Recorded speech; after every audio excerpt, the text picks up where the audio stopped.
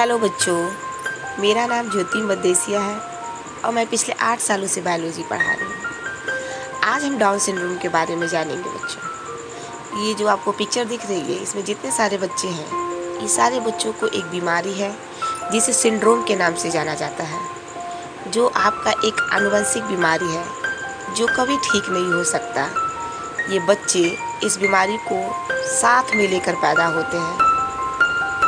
आइए जानते हैं क्या है डाउन सिंड्रोम।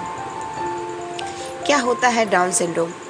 जाने इस बीमारी के कारण, लक्षण, निदान और उपचार। जब हम किसी बच्चे को देखते हैं तो हमें वह अनगिनत सपनों और आशाओं का प्रतीक नजर आता है। हर माता पिता की आशा होती है कि उनका बच्चा स्वस्थ हो, सफल हो और समाज में अपनी अद्वितीय पहचान बनाए रखे। ये सभी माँ बाप की अपनी इच्छा होती है, लेकिन कई बार जीवन हमें अपनी अद्वितीयता के साथ सामना करने की चुनौतियों का सामना करना भी पड़ता है, और ऐसी एक चुनौती है डाउन सिंड्रोम।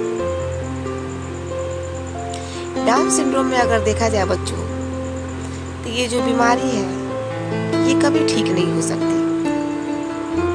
बच्चे जन्मजात लेकर इस बीमारी को आ रहे हैं।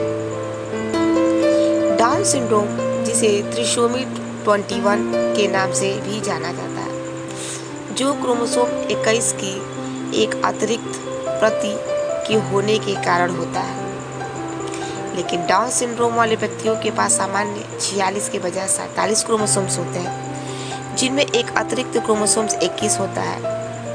इस बीमारी को डॉक्टर जॉन लैंगडन डाउन ने सन 1866 में पहली बार डिस्क्राइब किया था, इसीलिए इसका नाम डाउन सिंड्रोम रखा गया था। ये जो हमारे गुणसूत्र होते हैं बच्चों 46, उनकी जगह पे एक अतिरिक्त गुणसूत्र आ जाती है जिसे हम 47 के नाम से जानते हैं। डाउन सिंड्रोम के कारण और विकास के प्रकारों में विशेष अंतर हो सकता है, लेकिन इसे आमतौर पर माँ की गर्भावस्था के दौरान गर्भ में शिशु के एक्टिविटीज़ में एक गलती के रूप में वर्णित किया जाता है। इसका अर्थ यह है कि जो व्यक्ति डाउन सिंड्रोम से प्रभावित होता है, उनके कोशिकाओं में अतिरिक्त क्रोमोसोम्स 21 होता है, जिससे शिशु के विकास में अंतराल होता है। लक्षण अगर देखा जाए बच्चों, तो देर से विकास होना, सीखने की कम क्षमता, छोटा कद या बच्चे का देर से बोलना शुरू करना, आंखें जो होती हैं उनके तंत्रिका तंत्र में कमी, नज़र में कमजोर होना या धब्बे या होना भी आम है। सोचने और समझने में कठिनाई, ऊपर की ओर उठे हुए पपोटे, सिर के पिछले हिस्से का चपटापन, ऊंचा सुनना, कान थोड़े नीचे होना, गर्दन के जोड़ की अस्थिरता, गर्दन के पीछे अतिरिक्त त्वचा, छोटी उंगली का मुड़ा होना, जन्मजात हृदय विकार, जीभ का अपनी जगह से हट जाना, मोटापा, हथेलियों और तलवों की त्वचा मोटी होना या हथेलियों पर एक लकीर। आमतौर पर ये जो बच्चे होते हैं जिन्हें डाउन सिंड्रोम होता है, उनके हथेली पर केवल एक ही लकीर होता है।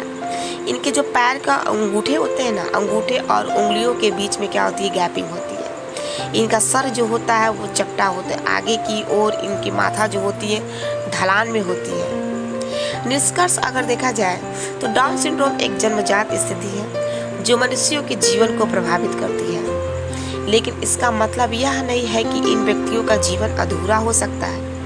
यह एक अविश्वसनीय है कि डाउन सिंड्रोम व्यक्तियों के लिए उपचार और समर्थन सेवाएं उपलब्ध हैं, जो उन्हें उनके विशेष आवश्यकताओं के अनुसार सहायता प्रदान करती है।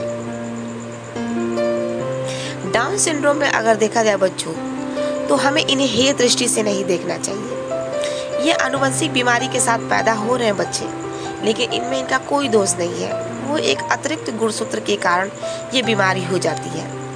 चिकित्सा, शिक्षा, फिजियोथेरेपी और सामाजिक सहायता के माध्यम से इन व्यक्तियों को उनके समर्थन के लिए आवश्यक उपाय और सुविधाएं मिलती हैं। परिवार, समाज और सरकारी सुविधाओं के प्रति भी इनको लाभ दिया जाता है। यह देखा जाए बच्चों, तो 700 में से लगभग एक बच्चे को प्रभावित करता है डाउन सिंड्रोम। अगर इनका वयस्क देखा जाएगा, यानी कि वयस्क में अगर लगभग 60 साल की अवस्था तक ये जिंदा भी रह सकते हैं। 40 की उम्र में यह 100 में से एक बच्चे को होता है। 45 से अधिक उम्र में मां बनने पर बच्चे में डाउन सिंड्रोम का खतरा काफ़ी बढ़ जाता है। इसलिए उम्र में हर 30 में से एक बच्चा डाउन सिंड्रोम के साथ पैदा होता है। सबसे बड़ी स्थिति यही है बच्चों, अगर अधिक उम्र में महिलाएं शादी विवाह करती हैं तो उनमें 100 में से एक बच्चा को डाउन सिंड्रोम होने का खतरा रहता है। Please like share and subscribe my channel. Thank you so much बच्चों, प्लीज़ सब्सक्राइब माई चैनल।